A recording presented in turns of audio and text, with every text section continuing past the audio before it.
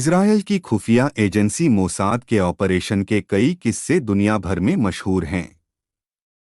इन्हीं में से एक है ऑपरेशन थंडरबोल्ट, जिसमें इजरायल ने अपने देश से 1000 किलोमीटर दूर स्थित एक शत्रु देश से अपने नागरिकों को सुरक्षित छुड़वाकर अपनी ताकत का लोहा मनवा दिया था। 27 जून 1976 जगह इजरायल की राजधानी तेल अवीव का बेनगुरियन इंटरनेशनल एयरपोर्ट रात करीब 11 बजे फ्रांस की एयरबस A320-203 इजरायल की राजधानी तेल अवीव से ग्रीस की राजधानी एथेंस के लिए उड़ान भरी। इस फ्लाइट में 246 यात्रियों के अलावा क्रू के 12 सदस्य सवार थे, लेकिन इन्हें यह नहीं पता था कि वे एक बड़ी मुसीबत में फंसने जा रहे हैं। लगभग 1.5 घंटे बाद यह फ्लाइट एथेंस पहुंची, जहां से इस प्लेन में 58 यात्रियों के साथ 4 आतंकवादी भी सवार हो गए। इनमें से 2 फलस्तीनी लिबरेशन आर्मी से जुड़े थे, जबकि 2 जर्मनी के रेवोल्यूशनरी ब्रिगेड से संबंधित थे। इन्हीं आतंकवादियों को इस प्लेन का अपहरण करना था। एथेंस से इस फ्लाइट ने जैसे ही फ्रांस की राजधानी पेरिस के लिए उड़ान भरी, इन आतंकवादियों ने प्लेन को हाईजैक कर लिया।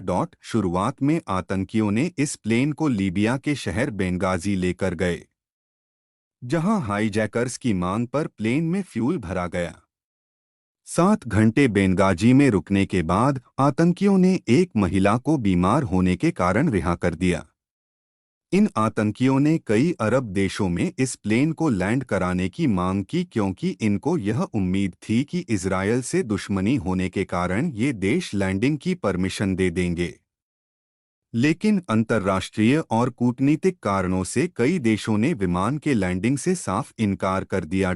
28 जून को दोपहर 3 बजे तक हारकर इन हाईजैकर्स ने विमान को युगांडा के एंतेबे हवाई अड्डा पर प्लेन को लैंड कर दिया।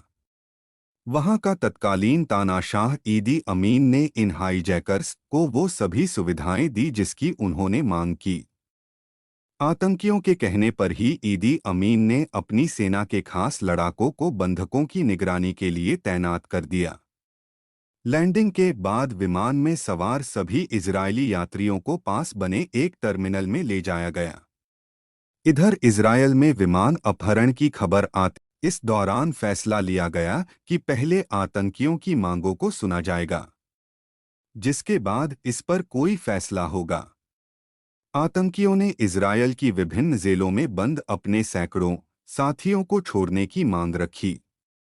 इतना ही नहीं, ये आतंकी विदेशों में बंद अपने दूसरे साथियों को छुड़ाने और 5 मिलियन अमेरिकी डॉलर की मांग भी कर रहे थे। इसके लिए आतंकियों ने इजरायल को 48 घंटे का समय दिया था। इजरायल की नीति आतंकियों के साथ कोई भी समझौता न करने की रही है, जिसके कारण उन्होंने आतंकियों को उलझाने के लिए चाल चली और इस डील को लेकर बातचीत करनी शुरू कर दी। इस दौरान खुफिया एजेंसी मोसाद के जासूसों ने एंतेबे हवाई अड्डे से खुफिया जानकारी जुटानी शुरू कर दी। 30 जून को आतंकियों ने बंधक बनाए गए लोगों में से 48 को रिहा कर दिया। इनमें से अधिकतर बूढ़े और बीमार लोग थे। इन सभी को एक स्पेशल फ्लाइट से पेरिस भेज दिया गया। इतने कम समय में इजरायली सरकार और सेना ने खुफिया एजेंसी के साथ मिलकर हाईजैकर्स से 4 जुलाई तक का समय मांग लिया, जिसके बाद आतंकियों को भरोसा हो गया कि इजरायली सरकार उनके सामने घुटने टेकने के लिए तैयार हो गई है।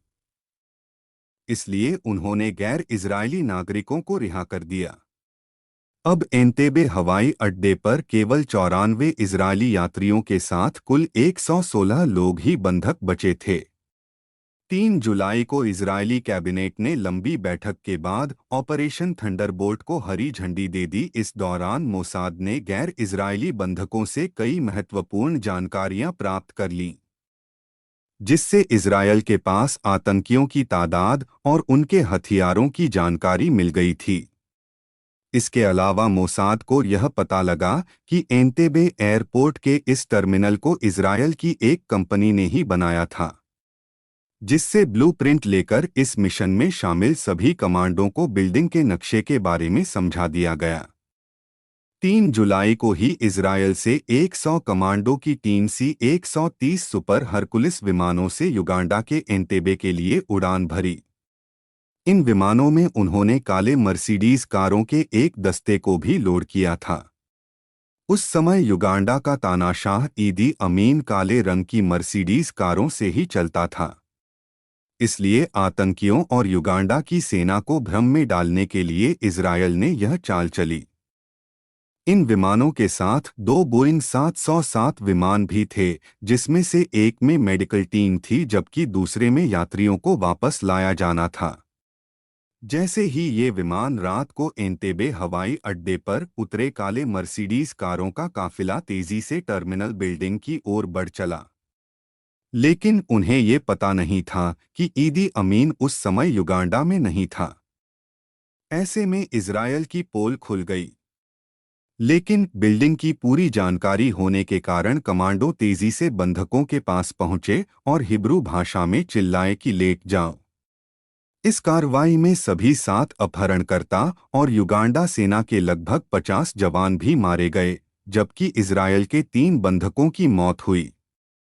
आते समय इजरायली कमांडो ने एयरपोर्ट पर खड़े युगांडा के सभी फाइटर प्लेन को बम से उड़ा दिया। इस ऑपरेशन के दौरान इजरायली यूनिट के कमांडर और वर्तमान प्रधानमंत्री बेंजामिन नेतन्याहू के भाई योनाथन नेतन्याहू की मौत हो गई। दूसरे देश में इस सफल ऑपरेशन के बाद मोसाद और इजरायली फौज की जमकर तारीफ हुई।